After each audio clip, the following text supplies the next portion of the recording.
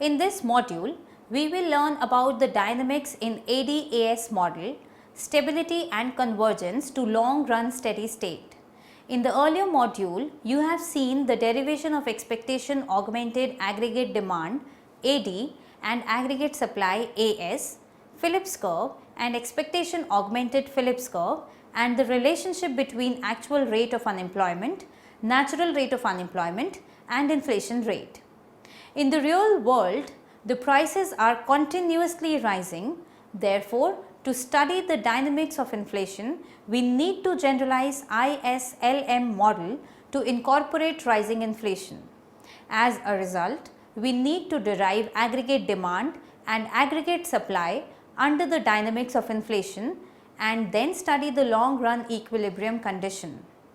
In the long run, an economy would settle down to a specific combination of interest rate, income and inflation.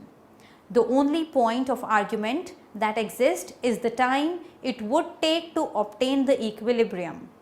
Keynesian stream of thought would propose a long time for economy to reach long run equilibrium, while new classical argue that the economy is so adjustable that it would settle to its long run equilibrium very fast.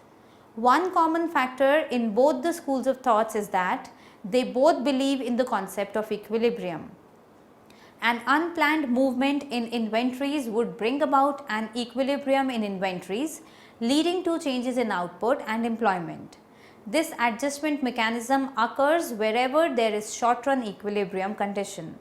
In the long run, AS schedule becomes vertical as AS plays no role in determining income.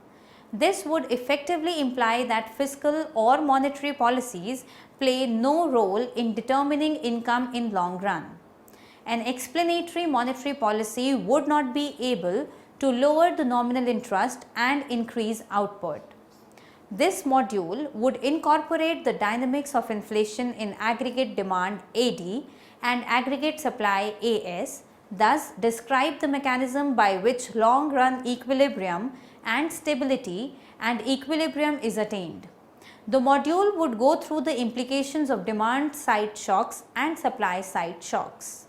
After studying this module, you shall be able to understand the need to incorporate dynamics of inflation in AD-AS schedules, to understand the derivation of AD curve using inflation modified ISLM framework, to comprehend the notion of overall equilibrium in the economy under inflation, to understand the long run steady state incorporating expected inflation, to identify the impacts of demand side shocks which affects AD curve, to identify the impacts of supply side shocks affecting AS curve. Let us commence our module with AD schedule under dynamics of inflation. In order to study dynamics of inflation, we need to study ISLM model, which is modified to capture persistent inflation. IS curve represents the goods market equilibrium. The goods market equilibrium is represented by the situation where leakages from the national income in the form of savings and taxes are equated to injections into the national expenditure in the form of investment and government expenditure. Let sum of savings and taxes, that is S plus T, be represented by R, and sum of investment and government expenditure, that is I plus G, be represented by T. Also assume natural log of R be ln R and natural log of T be ln T. Since savings depend on real income and investment depends on real income and real interest rates, their functional relationship in terms of natural logs can be written as follows. Log R is equals to beta naught plus beta 1 log Y. Log T is equals to beta 2 plus beta 3 log Y minus beta 4 into I minus pi E, where I minus pi E is in terms of levels, not logs. It is the gross inflation rate of return. R is the real rate of return and pi E is the expected rate of return or nominal rate of interest. I can be written as I is equals to R plus pi E. In equilibrium, leakages are equals to injections implying savings and taxes are set equal to investment and government expenditure. This gives the relationship between income and interest rates. Therefore, the IS schedule would look like log y is equals to alpha naught minus alpha 1 into I minus pi e. Alpha naught is equals to beta 2 minus beta naught by beta 1 minus beta 3, and alpha 1 is equals to beta 4 by beta 1 minus beta 3. Since the coefficients of I is minus alpha 1, the slope of IS curve is minus 1 by alpha 1. However, the IS curve is negatively sloped only if beta 1 is greater than beta 3. This implies that the response of savings to income be larger than that of investment to income. All the points lying on the right hand side of the IS curve are points representing excess supply in the goods market, while points lying on the left hand side are the points of excess demand in the goods market. All the points on the IS curve are the points where the goods market is in the equilibrium. An increase in expected inflation would leave the slope of IS curve same, but will shift the IS schedule outwards. This change in goods market gets reflected in aggregate demand schedule, as the aggregate demand schedule denotes those combinations of real income and real interest rate where both goods and money market are in equilibrium. Let y represent natural log of real income. Alpha naught measures exogenous components of aggregate demand. Any change in alpha naught, which means a change in exogenous variables like change in fiscal policy, would bring about changes in IS schedule and further affects AD curve. This implies a rise in government expenditure, which will shift IS schedule outwards without changing its slope. Moving on to LM curve, money market equilibrium. LM curve, on the other hand, reflects money market equilibrium. It deals with asset markets at a point in time. In money market equilibrium, demand for money is given by MD is equals to KY minus HI. Rewriting the previous equation in natural log form, M minus P is equals to alpha 2 log Y minus alpha 3I, where M is the natural log of nominal supply of money, P is the natural log of price level. Opportunity cost of holding real cash balances depends on the nominal rate of interest I. Let mu be the rate of growth of nominal money and pi be the rate of inflation. Cash balances grow at the rate of mu minus pi. As a result, LM schedule can be written as mu minus pi is equals to M minus P minus M minus P minus 1, and so on. M minus P minus 1 represents the real money demand in the last period, so that the right hand side of equation denotes growth of real balances. Substituting real demand equation in the previous equation, we get mu minus pi is equals to alpha 2 log y minus alpha 3I minus M minus P minus 1. The money market would be in the steady state where the real cash balances are constant with slope equals to di by dy is equals to alpha 2 by alpha 3. Therefore, the LM curve would be positively sloped. All the points lying above the LM curve depicts points of excess supply, while points lying below the LM curve represents the point of excess demand. All the points on the LM curve are the points where money market clears, that is, money market is in the equilibrium. In order to look for the equilibrium of both goods market and money market, we plot both IS and LM schedules. Based on the Keynesian assumption that the interest rates respond to the money market and national income responds to the goods market, one can understand the mechanism through which the economy will settle down at the equilibrium where IS and LM schedules intersect at point E. Point E provides the corresponding equilibrium level of interest rate I star and income Y star. Keeping expected rate of inflation constant, the following will happen. An expansionary fiscal policy with unchanged inflationary expectations would shift the IS schedule outwards to IS dash. As a result, both income and interest rate would rise. This is depicted by a new equilibrium E dash. With expansionary monetary policy, LM would shift outwards to LM dash, leading to a fall in interest and a rise in income. This is depicted by a new equilibrium by E double dash. Both the above impacts are only explaining the way the policy instruments are incorporated in the model and provide a misleading picture if expected rate of inflation pi e is kept constant while rate of inflation pi is changing. Now let us study the aggregate demand schedule. To derive AD schedule, we express IS curve as interest rates in terms of real income and further substitute for I in the LM equation. IS schedule I is equals to alpha naught plus y by alpha 1 plus pi e.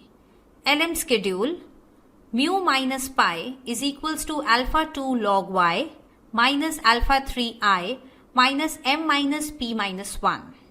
Using the I from the IS schedule as and substituting in the LM schedule and rearranging, we get pi is equals to mu plus m minus p minus 1 minus alpha 2 plus alpha 3 by alpha 1 into yd plus alpha 3 into alpha naught by alpha 1 plus alpha 3 into pi e. From the previous relationship, AD schedule defines a negative relation between rate of inflation pi and YD, that is aggregate demand. An increase in the rate of inflation reduces the real quantity of money in the economy, creating excess demand in the money market. This would further make nominal interest rate to rise.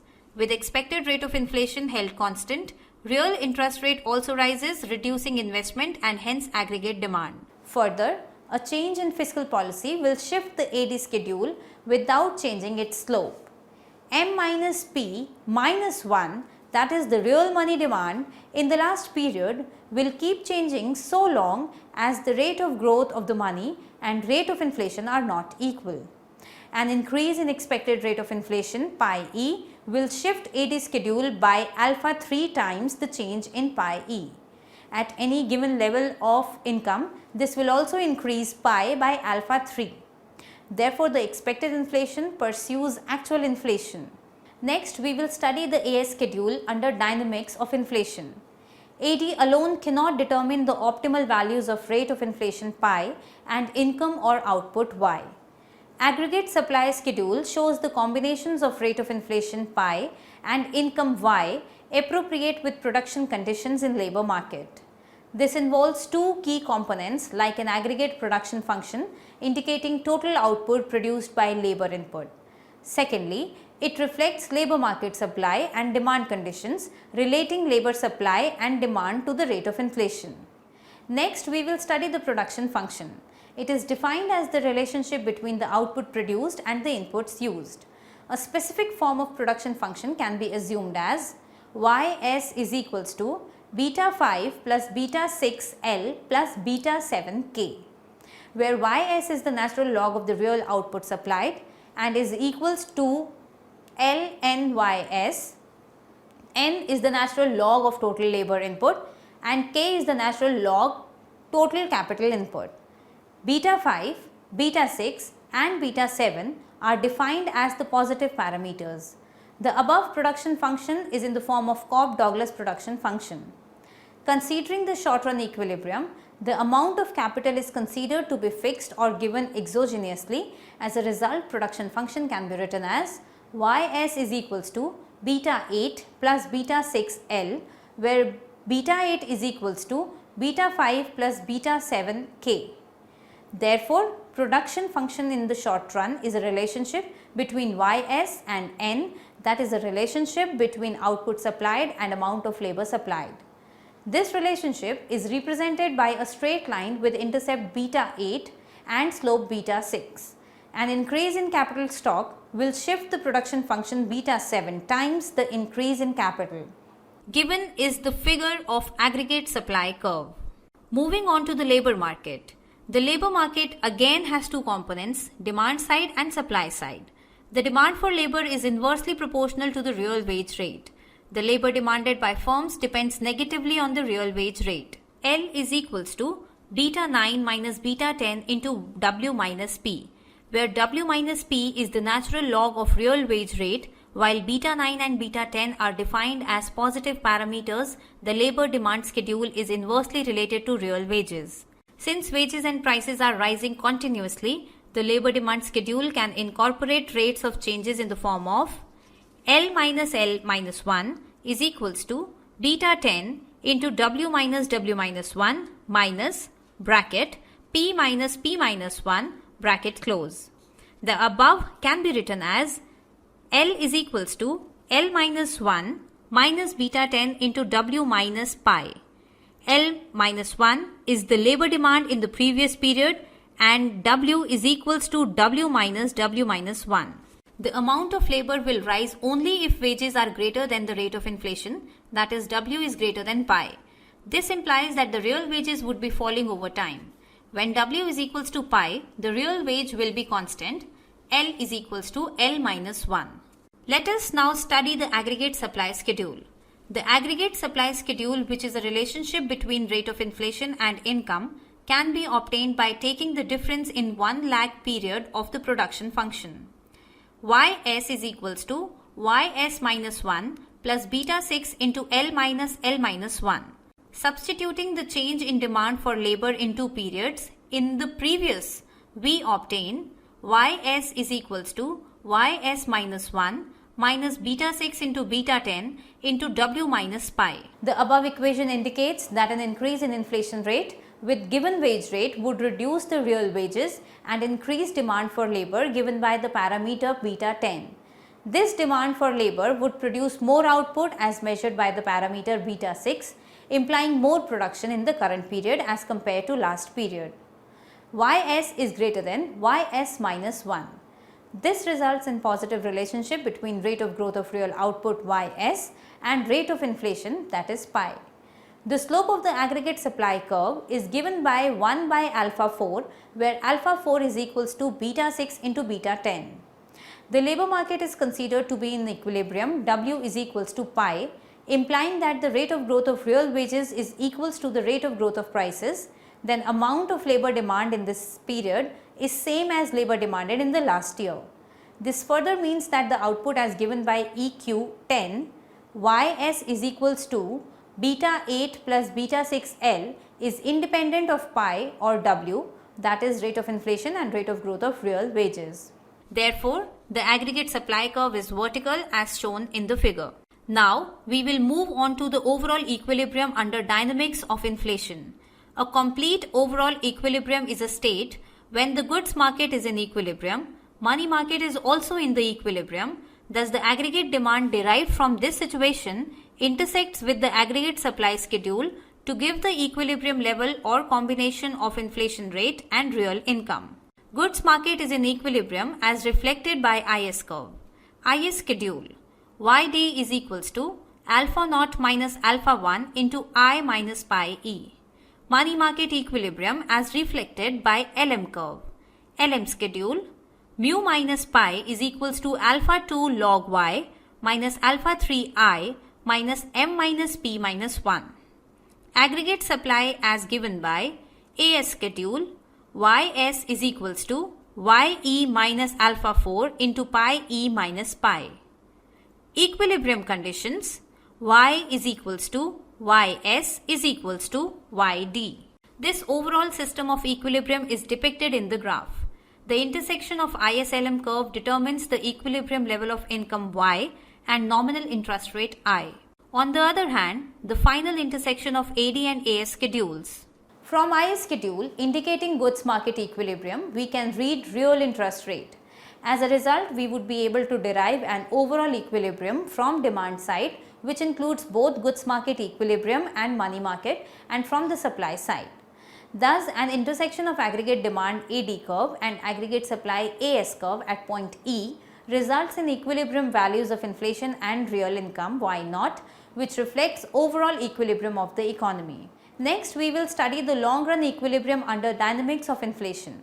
In the long run, an economy is left to itself would settle down with a specific combination of interest rate, real income and rate of inflation. Both the schools of thought, New Classical and Keynesian, agree on the notion of equilibrium but differ in their opinion when it comes to the point of time taken in adjustment. Keynesian argues that it takes long time for adjustment and reach a long run equilibrium, therefore it is necessary to intervene using fiscal and monetary policies. While New Classical economists argue that the economy is quite adjusting and it will attain a long run equilibrium. In the short run, the economy attains an equilibrium given by the following equation: y is equals to yd is equals to ys. Long run equilibrium is attained where pi is equals to pi e or y is equals to ye. If there arises discrepancy between output demanded and supplied, then an undesired movement in the inventories will take place, bringing about further changes in the output and employment.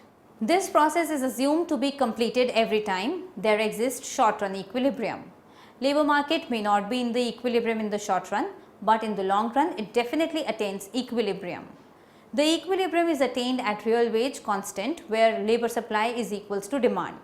When expectations of inflation are fulfilled, there is no incentive to make any further adjustment in the economy, and the economy will attain a stationary state.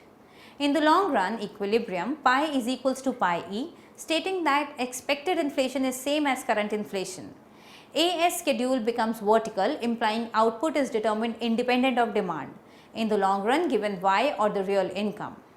From IS and LM schedule, real money supply, that is M minus P, and real interest rate is obtained. I minus pi e is equals to alpha naught minus ye by alpha 1. In the above equilibrium, optimal levels of y, pi, I are obtained sequentially. We observe output is determined by AS schedule, inflation is equals to the given rate of growth, money supply and interest is determined by the location of IS curve, AD curve intersects with AS curve at mu is equals to pi. As a result, long run equilibrium value of y, pi and I are given by y is equals to yd is equals to ys is equals to ye, pi is equals to mu is equals to pi e, and I is equals to alpha naught minus ye divided by alpha 1 plus mu. Given the figure shows the long run equilibrium in the economy. It should be noticed that aggregate demand AD plays no role in determining the income in the long run. It further indicates that the stabilizing policies of demand management, like fiscal or monetary policies, play no role in determining output or income in the long run. This equilibrium condition can only be affected if there are shocks either from the demand side or the supply side. Next, we will study the demand side shocks, aggregate demand or AD shocks. A demand shock occurs when factors influence the aggregate demand curve. An expansionary monetary policy in IS-LM framework would lower nominal rate of interest and increase output, but this will not occur in the long run equilibrium. An increase in the rate of growth of money from mu naught to mu 1 will shift LM curve outward to LM dash, but in the long run equilibrium, the rate of inflation must equal the higher money supply growth rate, that is mu 1. Hence, the IS curve must shift to intersect the new LM curve and attain YE as the equilibrium. As a result, interest rates should be higher by the amount of increase in the rate of growth of money supply. However, we observe that IS curve with pi e is equals to 0 does not change. This would imply real interest rate will not change. The real money supply initially increased as mu 1 is greater than pi, but LM curve starts retreating as rate of inflation exceeds the rate of growth in money supply. Therefore, the central bank started with larger growth of money supply, but the economy ended with lower value of cash balances. This is the only real variable that has been affected by the growth rate of money supply. In the long run, equilibrium rate of inflation must be equal to higher money supply mu 1. IS curve would therefore shift since pi e is equals to mu 1 in order to attain equilibrium at ye. Interest is higher by the amount of increase in the rate of growth of money supply. The real money supply increases initially since mu 1 is greater than pi, but as LM curve starts shifting back, as a result, rate of inflation exceeds rate of growth of money supply. Finally, one can conclude that initially central banks started with larger growth of money, but the economy ended with lower value of real cash balances. Next, we will study the supply side shocks, aggregate supply or AS shocks.